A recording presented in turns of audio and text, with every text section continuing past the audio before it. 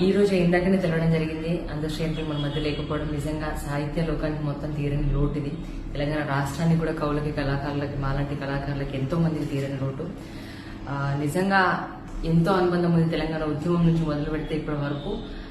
Recent గా 10 రోజుల క్రితం కూడా నేను కలవడం జరిగింది. సడన్ గా ఇప్పుడు ఆ మనిషి లేడు అని తెలిస్తే నిజంగా చాలా బాధాకరంగా ఉంది. ఎన్నో పాటలు ఎప్పుడు ముక్కుసూటితనంగా ఏది కడుపులో ఏది కూడా దాచిపెట్టుకోకుండా కడుపులో మనసులో ఏది అనిపిస్తే అది మాట్లాడే వ్యక్తి. అలాంటి గొప్ప వ్యక్తిని ఈరోజు తెలంగాణ కోల్పోవడం అనేది నిజంగా తీరని లోటు.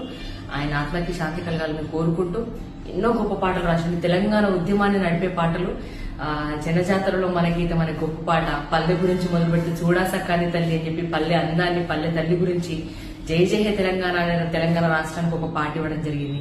అలాగే మాయమైపోతున్నామ్మ, ఎన్ని జనరేషన్స్ వచ్చినా కూడా మనిషి తత్వాన్ని గుర్తు చేసుకుంటూ రాసిన పాట, ఇట్లాంటి అనేక పాటలు ఉన్నాయి.